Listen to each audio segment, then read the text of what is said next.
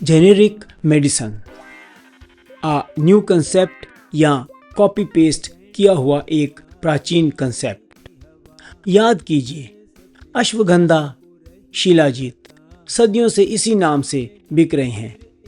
अगर किसी बिजनेसमैन की इस पर नज़र पड़ जाती तो अश्वगंधा को अश्वामाइसिन और शिलाजीत को शीला डोसिन के नाम से पेटेंट कराकर ब्रांडेड मेडिसिन के बैनर तले बेचकर प्रॉफिट कमा रहे होते।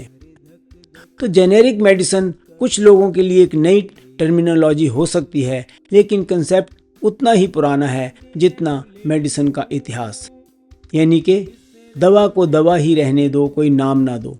मॉडर्न मेडिसिन के शुरुआती काल में भी, यानी कि 20वीं सदी के आगाज़ में भी मेडिसिन अनब्रांडेड ही थी।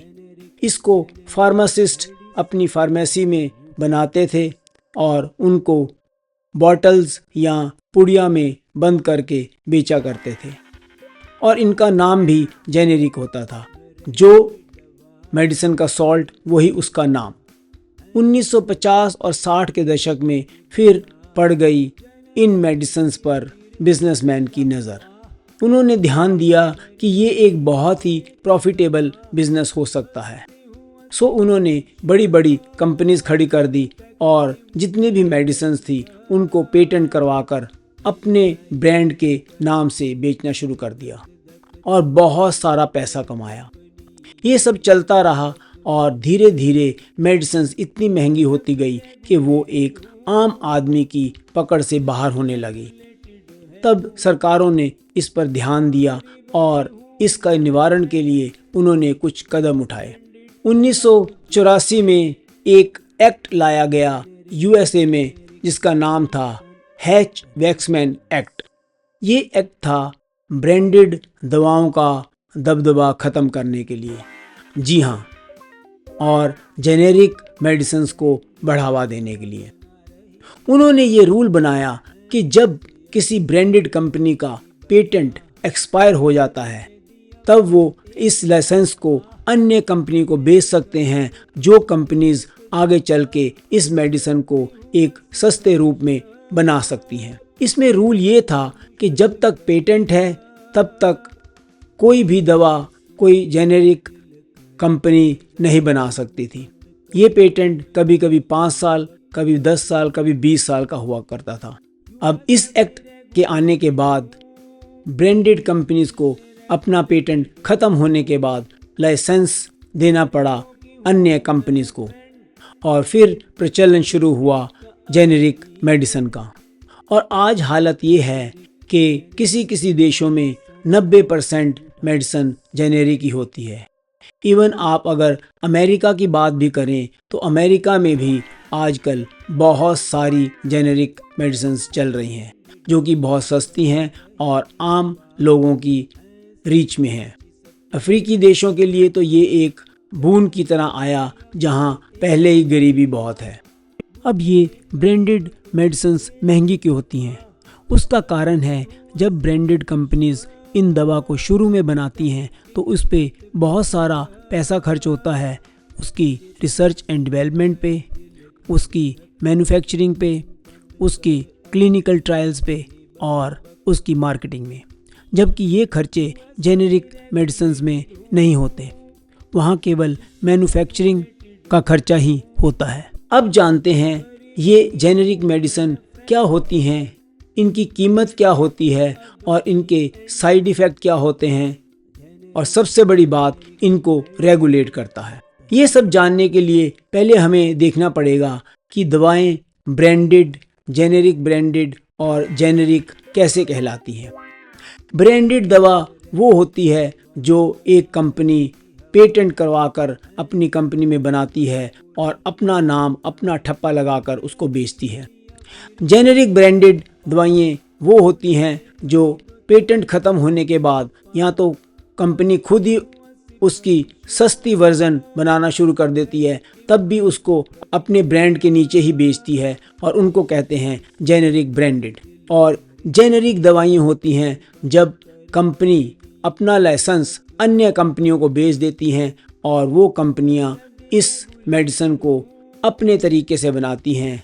इन सब में एक कॉमन बात है कि एक्टिव इंग्रेडिएंट जो कि उसका बेसिक सॉल्ट है वो सब में सेम रहता है, जबकि जेनेरिक मेडिसिन के निर्माता एक्टिव इंग्रेडिएंट के अलावा इसमें कलर्स, फ्लेवर्स, शेप्स ये बदल सकते हैं, लेकिन नाम सिर्फ सॉल्ट का रहता है। अगर मैं आपको एक एग्जांपल दूं तो पैरासीटामोल एक सॉल्ट है और कैलपॉल एक ब्रांड है, लेकिन जेनेरिक मेडिसिन के अंडर सारी मेडिसिन पैरासीटामोल के नाम से ही बिकेंगी।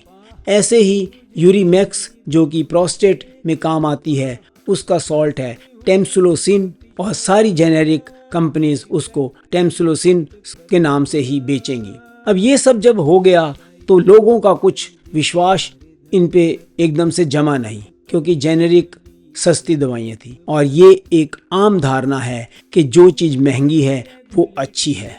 चाहे आप कपड़ों में ले लो, चाहे आप जूतों में ले लो और चाहे आप मेडिसिन में ले लो, कहीं भी ये मेंटेलिटी है, ह्यूमन मेंटेलिटी है कि कहीं भी आप जाएंगे तो आप देखेंगे एक जैसी दो चीज़ें हैं लेकिन एक का रेट ज़्यादा है तो आप सोचते हैं कि ज़्यादा रेट वाले की क्वालिटी कुछ अच्छी होगी। ये एक बहुत बड़ा ऑब्स्टेकल था जेनेरिक मेडिसिन का लोगों में विश्वास बढ़ाने के लिए, लेकिन ऐसा कुछ नहीं है।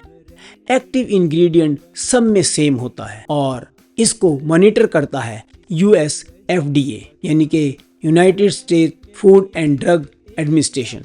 यूएस FDA इंश्योर करता है कि ड्रग का स्टैंडर्ड डोज बिल्कुल सेम हो जैसे कि एक ब्रांडेड दवा की है, और कंट्रोल इतना है कि FDA इंस्पेक्शन करती है प्रोडक्शन यूनिट्स का और उस रिपोर्ट को वो हायर अथॉरिटी को भेजती है जिनके पास पावर्स हैं इन कंपनीज पर पेनल्टी लगाने की, रिकॉल करने की और इवन यूनिट क्लोजर की भी। तो आप समझ गए कि जेनेरिक मेडिसिन बहुत अच्छी कंपनीज में बनती हैं, इस पे बहुत अच्छा रेगुलेशन है और इसमें एक्टिव इंग्रेडिएंट भी वो कम नहीं कर सकते। सो जेनेरिक मेडिसिन किसी भी तरह से ब्रांडेड मेडिसिन से कम नहीं है, केवल एक ही चीज़ है कि ये जेनेरिक मेडिसिन सस्ती हैं। अगर हम एडवांटेजेस और डिसएडवांटेजेस की बात करें तो एडवांटेजेस जेनेरिक मेडिसिन की हैं कि ये एक चीप और अफोर्डेबल हैं, इफ़ेक्टिव हैं और रेगुलेटेड भी हैं। लेकिन इसके जो डिसएडवांटेजेस हैं वो हैं इसकी अवेलेबिलिटी। जेनेरिक मेडिसिन इतनी ज़्यादा कंपनीज नहीं बनाती, इसलिए हर जगह ये अवेलेबल नहीं होती, जिससे मरीजों को प्रॉब्लम होती है। साइकोलॉजिकल पॉइंट इम्पॉर्टेंट है इसमें। डॉक्टर्स का और पेशेंट का इन पे अभी पूरी तरह से विश्वास नहीं बना, धीरे धीरे बन रहा है और ये उतनी ही इफ़ेक्टिव हैं जितनी की ब्रांडेड मेडिसिन हैं। एक प्रॉब्लम जरूर जेनेरिक मेडिसिन में देखी गई है, वो है इंटॉलरेंस और रिएक्शंस। जी हाँ, लेकिन ये कोई एक्टिव इंग्रेडिएंट के कारण नहीं है, बल्कि उसमें जो एडिड मटेरियल डाला जाता है, बेस डाला जाता है, कलर्स डाले जाते हैं, उसके कारण ये रिएक्शंस सामने आए हैं। आज की दुनिया में ज़्यादातर ब्रांडेड मेडिसिन की जेनेरिक फॉर्म अवेलेबल है। सिर्फ उन ब्रांडेड मेडिसिन की जेनेरिक फॉर्म्स नहीं है जिनका फार्मूला बहुत कॉम्प्लेक्स है और जिसमें टिश्यू कल्चर्स या हायर रिसर्च की ज़रूरत है। आज के टाइम में जेनेरिक मेडिसिन बहुत तेज़ी से वर्ल्ड में और इंडिया में बढ़ रही है। इसकी मार्केट लगातार छलांग लगाते हुए आगे बढ़ रही है और लोगों को फ़ायदा दे रही है, ख़ास तौर गरीब लोगों को। अगर हम यूएसए की बात करें तो वहाँ आप जानकर हैरान हो जाएंगे, वहाँ बहुत ज़्यादा खपत है इन जेनेरिक मेडिसिन की। 60 से 80% तक मेडिसिन जो एक प्रिस्क्रिप्शन पर आती है वो जेनेरिक ही होती है। अफ्रीका में तो इन जेनेरिक मेडिसिन ने कमाल ही कर दिया है। इंडिया की बात करें तो यहाँ पर एक नई स्कीम आई हुई है जिसको बोलते हैं जन औषधि स्कीम। इसके अंतर्गत हर जन औषधि सेंटर पर आपको ये जेनेरिक मेडिसिन बहुत ही सस्ते दामों पर मिल जाएगी। जेनेरिक मेडिसिन का सिर्फ एक ही ड्रॉबैक है, वो है कम प्रॉफिट। इसमें कंपनीज को कम प्रॉफिट है, फार्मेसीज को कम प्रॉफिट है और डॉक्टर्स भी इसको अभी पूरी तरह से एक्सेप्ट नहीं कर पाए। लेकिन इस इंडस्ट्री को कोई रोक नहीं सकता और ये अनुमान है कि 2030 तक इसका जो दायरा होगा वो 670 बिलियन डॉलर्स के आसपास होगा और ये वर्ल्ड को रूल कर रही होगी। तो इससे आप समझ गए होंगे कि जेनेरिक मेडिसिन आने वाले टाइम में दुनिया पर छाएगी और गरीबों का सहारा बनेगी। दोस्तों, अगर आपको ये वीडियो मेरा अच्छा लगा हो तो सब्सक्राइब कीजिए, लाइक कीजिए और बेल आइकन को दबाइए।